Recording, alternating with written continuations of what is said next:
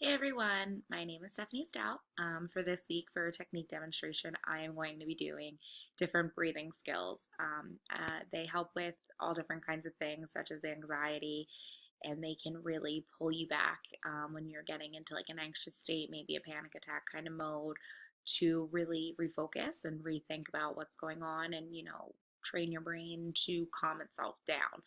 Um, so something that really drew me to breathing techniques was the fact that I work in a residential treatment facility and my kids get really anxious and upset and worried over very little things, sometimes very major things. But normally they start to get a heightened sense of arousal. They'll start to, change their pace in their breathing and, make like really dramatic noises. And a lot of times, once they hit that point, they reach an all time crisis after that. But something with breathing that a lot of people don't know is that when you breathe, you inhale more oxygen, which also means more endorphins, which make you happier. And they also can really calm you down. The more oxygen you have in your brain, the more that you think clearer. And you're able to process things better, maybe understand a situation a little bit more. And when you start to get in that panic mode, you just increase it rapidly by breathing really crazily. So if you give yourself enough time to like really sit there, breathe, take some deep breaths, refocus, rethink.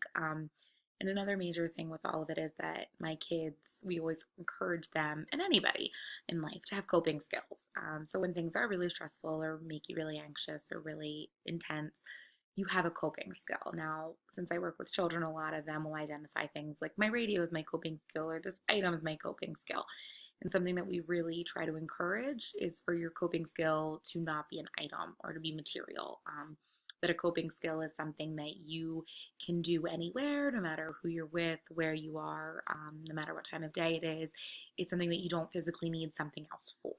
It's just a coping skill that you have within you, and you can use it whenever something's going wrong or that can calm you down at the spare of the moment.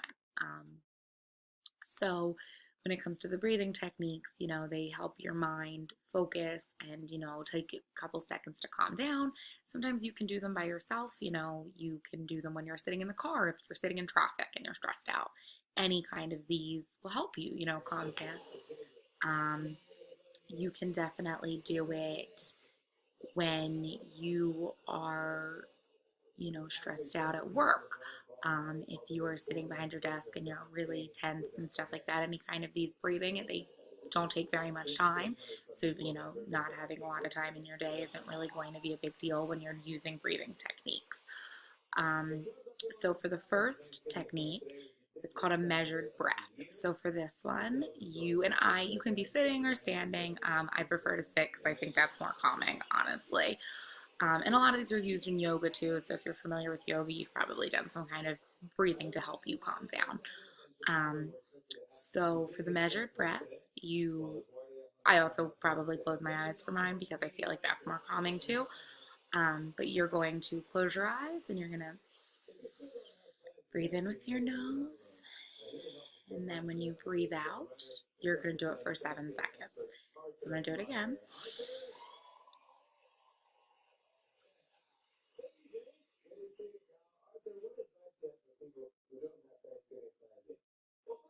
So by doing that, when you're stressed out and repeating it several times, obviously you probably do it more than once in an actual situation.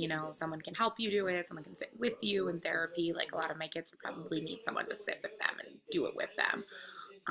But then it'll just kind of clear out their mind and make them, refocus and think about whatever's going on in a more, sensible and reasonable light.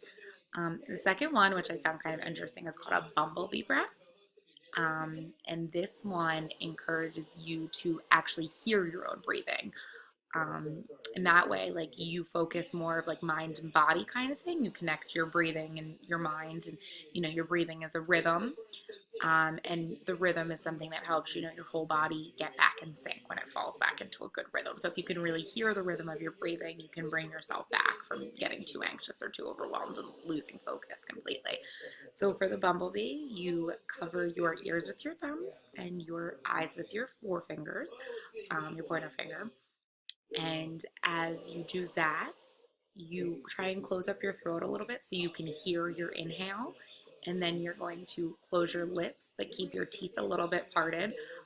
For this, I also watched a video because I kind of sounded like a zombie the first time I did it, to see exactly what other people were sounding like, and it was pretty similar.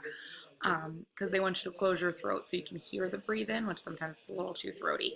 But it really will, I think, help with people who aren't focusing to actually listen to themselves breathing. So, and then when you breathe out, you're going to make like a low humming noise without opening up your mouth. So now I'm going to do it.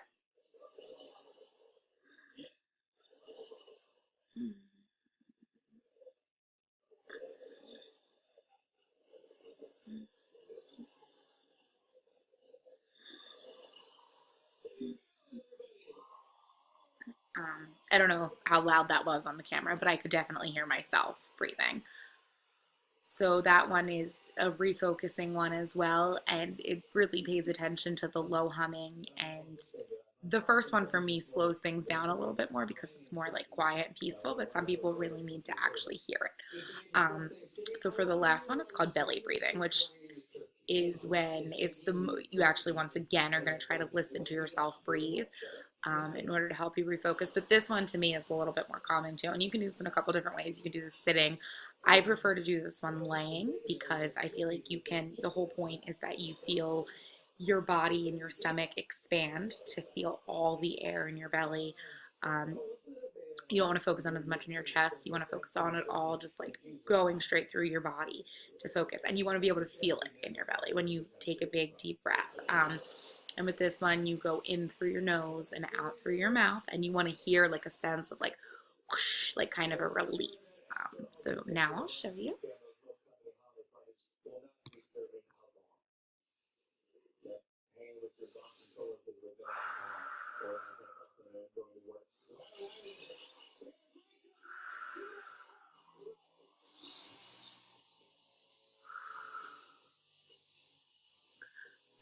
So that one I think is really interesting because you can feel it in your whole body.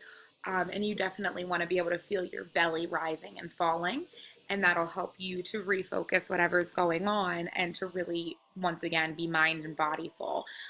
This is all part of mindfulness too. That one, as like I said, you can do that sitting up, but I prefer it laying down. So it's kind of more of one that I would want to do in a place where I could lay down rather than in my car or something like that. So those are just a couple breathing techniques. Obviously, choose the one that's best for you depending on where you are. But I find breathing really interesting just because it's something so simple that you can do wherever you are. It's an easy coping skill and it doesn't take anything else. You can just do it when you're alone. You can teach someone else to do it. You can help someone else.